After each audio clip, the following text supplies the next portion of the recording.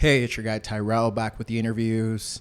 In today's video, we're going to briefly analyze how Ronald Koeman's 3-4-2-1 helped Messi and Pedri dominate Real Valladolid. When we break down the game and we do look at the board, we have Barcelona in a 3-4-2-1 and Real Valladolid in a 4-4-2. So first, we're going to look at Koeman's tactical shift to break down how it did help Barcelona going forward and out of possession. And then we'll look at some examples to see how it ensured that Pedri and Messi could dominate the game. When we look at Barcelona out of possession, they did drop into a 5-3-2, and what was key here was that they ensured that Messi didn't have any major defensive responsibilities, and Pedri would drop off into a left shuttling role to ensure that Hervias couldn't push forward. But when we look to Barcelona moving forward, Ronald Koeman deserves credit because he ensured that Barcelona had several advantages in this 3-4-2-1. For instance, in terms of building out of the back, Barcelona always had 3v2 against the Valladolid center forwards with an additional center back. And because those Valladolid forwards wanted to ensure that they did block off passing lanes into Pjanic, that meant that Mingueza and Lenglet were able to push forward to play the first pass. The 3-4-2-1 also ensured that Dest and Jordi Alba could operate as wingbacks, and they were able to push into Valladolid's third to offer width and another additional attacking threat. And even if the hosts look to hit Barcelona on the counterattack, they have Mingueza and Lenglet who are able to shift across to cover the space left in behind Dest and Jordi Alba. What should also be noted is that because Dest and Jordi Alba were adopting advanced positions, it pegged back Plano and Jota, but it also ensured that with Messi and Pedri dropping off into pockets of space between the Valladolid central midfielders and the narrow wide players, that if they dragged out Nacho or Hervias, then that would create space for Dest and Jordi Alba to break in behind the Valladolid backline to offer a legitimate goal threat. So that meant that Braithwaite would occupy both center backs, and he did a very good job of doing that.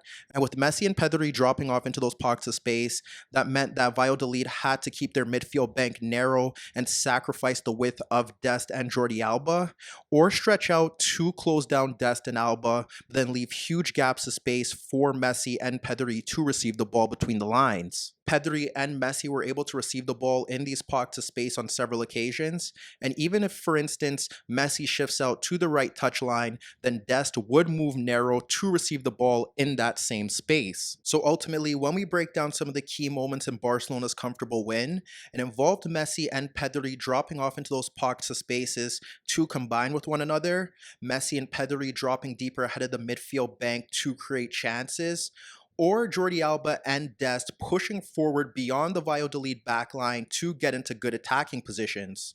When we look to the first example, it's Lenglet sliding the ball wide to Jordi Alba in an advanced left channel position that pulls out Hervias, but we also see Pedri ahead of Fernandez. Alba slides the ball across the right back for Pedri running across Fernandez into the left channel, and that's when we see Jordi Alba making a run into the Valladolid penalty area. Pedri instantly backheels the ball between Fernandez and Hervias into left half space for Jordi Alba, but you can also see Michel reading the play and shifting across to cover for his teammates. However, Alba's first touch towards goal is poor, and Michel is able to shift across to halt Barcelona's attack. There was a time where Messi picked up the ball ahead of the Valladolid midfield bank from Pjanic, and he splits Plano and Michel for Pedri ahead of Fernandez. Pedri does well to split Fernandez and Michel with a return pass to Messi breaking towards the Valladolid box, and that results in Messi firing a shot around a stepping Fernandez, which forces Masip into a key save. If we break down the build-up to Barcelona's second goal, we witnessed De Jong splitting Plano and Andre for Messi in a pocket of space ahead of Nacho.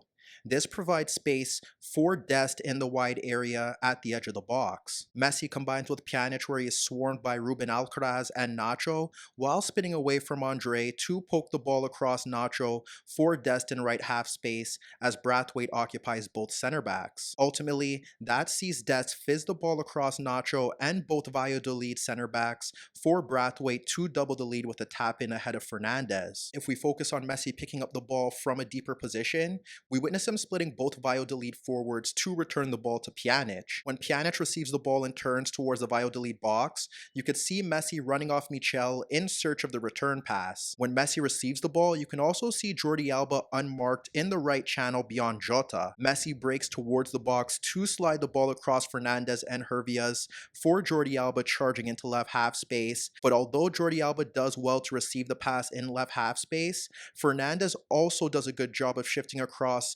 to track the movement of the Barcelona left back to ultimately block his attempted pullback. If we look to another example, it's Lenglet splitting Michel and Jota for Pedri positioned ahead of Hervias, and he instantly slides the ball towards the left touchline for Jordi Alba. Before Jota could apply pressure on Jordi Alba, the Barcelona left back splits Hervias and Michel for Pedri running off the ladder to break down the left channel. As Pedri runs towards the Valladolid penalty area, he slides the ball across Fernandes for Braithwaite darting between the center backs into left half space. However, Braithwaite's attempt to fire a low effort on goal was blocked by Sanchez, who did well to track the run and provide cover for Fernandes. Shortly after that, it was De Jong splitting Michel and Jota for Pedri ahead of Hervias, and you can see Jordi Alba pushing forward into space beyond a narrow Jota. When Pedri receives De Jong's pass, he instantly slides the ball across Hervias for Jordi Alba storming down the left channel. Jordi Alba receives Pedri's pass across Hervias into the left channel, where Braithwaite makes a run between the Valladolid center backs, but what should be noted here is Messi occupying Sanchez, which ensures he can't track Braithwaite's run. And Alba plays a first-time ball across Hervias into the box for Braithwaite, but he guides his point-blank effort wide of the net. And finally, if we look to the build-up to Messi's third goal, once again he picks up the ball ahead of the Valladolid midfield bank and slides it across Roque Mesa for De Jong positioned between the center backs. De Jong turns and pokes the ball to Pedri ahead of Fernandes and Nacho, and you can see Messi breaking forward. When Pedri receives De Jong's pass, he backheels the ball into Messi, making a run into the Fernandes-Nacho gap, and Messi runs onto the Pedri backheeled pass, takes his first touch between Nacho and Fernandes into left half space to slide a low effort beyond Masip. Hi everybody, thanks for watching and subscribe here for your latest tactical analysis and daily commentary on the InnerViews show. And if that wasn't enough, don't forget you could find more organic, unfiltered soccer/football analysis on the InnerViews podcast, the best soccer/football podcast in the world, available on iTunes, Spotify, iHeartRadio, Spreaker, and any Android apps on your Android devices.